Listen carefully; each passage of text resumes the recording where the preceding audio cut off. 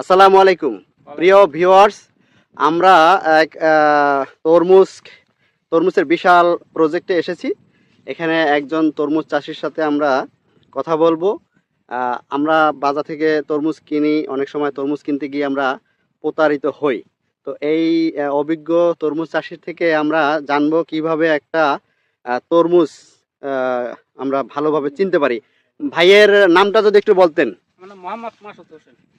মাসুদ হোসেন ভাই, আমরা বাজারে তরমুজ কিনতে গিয়ে অনেক সময় অনেকভাবে প্রতারিত হই। আমাদের যদি একটু আপনি দেখাইতেন যে একটা তরমুজ ভালো হওয়ার জন্য কি কি বিষয়ে খেয়াল রাখা উচিত।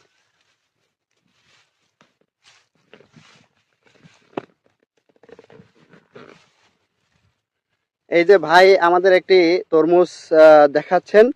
এই তরমুজটির যেই যেই অংশগুলো আমরা আসলে দেখে ভালো তরমুজ চিনবো সেটি এই ভাই আমাদের জানাবেন। এগুলো হচ্ছে ভালো তরমুজ। এখানে ভালো তরমুজের যে গুণাবলী, মানে কি কি গুণ দেখলে আমরা বুঝবো যে এটা একটি ভালো তরমুজ বা পরিপক্ক তরমুজ।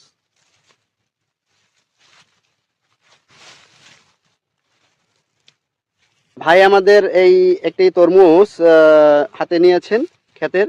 এই তরমুজটি সম্পর্কে আমাদের একটু ধারণা দেবে যে এই তরমুজটি আসলে কিরকম হয়েছে, কতটুকু পেকেছে বা কতদিন পরে এটি খাওয়ার উপযুক্ত হবে। সবাই লাউই উঠছে বুঝলেন। জি, এটা আপনার এই বৃষ্টির কারণে শিল পড়ছিল, এই জন্য আর কি তরমুজটা আর কি এমনি থুম পড়ে রয়েছে, ই হয় নাই, পুষ্টি হইতে পারে নাই। আচ্ছা, এখন কি আরো বড় হবে এটা? আরো বড় হইবে। আচ্ছা, এটা আছে মনে করেন 6 কেজি, আরো ধরেন 4 কেজি বাড়বে। 4 কেজি বাড়বে। এই এই একটা তরমুজ মানে পুরোপুরি পাকছে, বাজারে উঠানোর জন্য কি কি দেখে আপনারা বাজারে এটা পাঠান? এটা আমরা পাকা দেখে আমরা মনে করেন মাল কাটি। কিভাবে বুঝেন?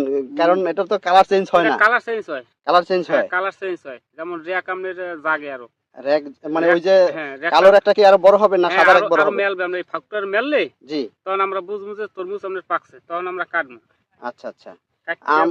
ওই যে পিছনে যে বোটা, ওই যে ফুলের যে যেখানে যেখানে ফুলটা হয়, সেইখানের বোটা দেখে কি কোনো কিছু অনুমান করা যায়? না না না, ওটা কোনো অনুমান নেই। ওটা আচ্ছা, যে কিছু তরমুজ দেখা যায় ভিতরে সাদা, এটা কিভাবে বাইরে থেকে চেনার কোনো পদ্ধতি বা আছে আপনার? কিভাবে চিনতে পারবেন? আপনি ধরবে না, ওটা আকলে বড় হইতে ডাঙ্গর পর্যন্ত থাকবে। কিভাবে বুঝবো যে সেটা সাদা? ওই যে ফুল ধরে যাবে। কালার দেখলে কওয়া যাবে। আচ্ছা, তার মানে আপনার ওই যে মাঝখানে যে সবুজ কালার, ওই কালারটা বড় হবে আর একটু উজ্জ্বল হবে। এইটা একটু ফ্যাক্টর বাড়বে বুঝলেন। আচ্ছা আচ্ছা।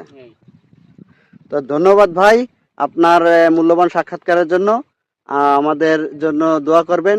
আজ এখানে রাখছি, দেখা হবে পরবর্তী কোনো ভিডিওতে। আল্লাহ হাফেজ।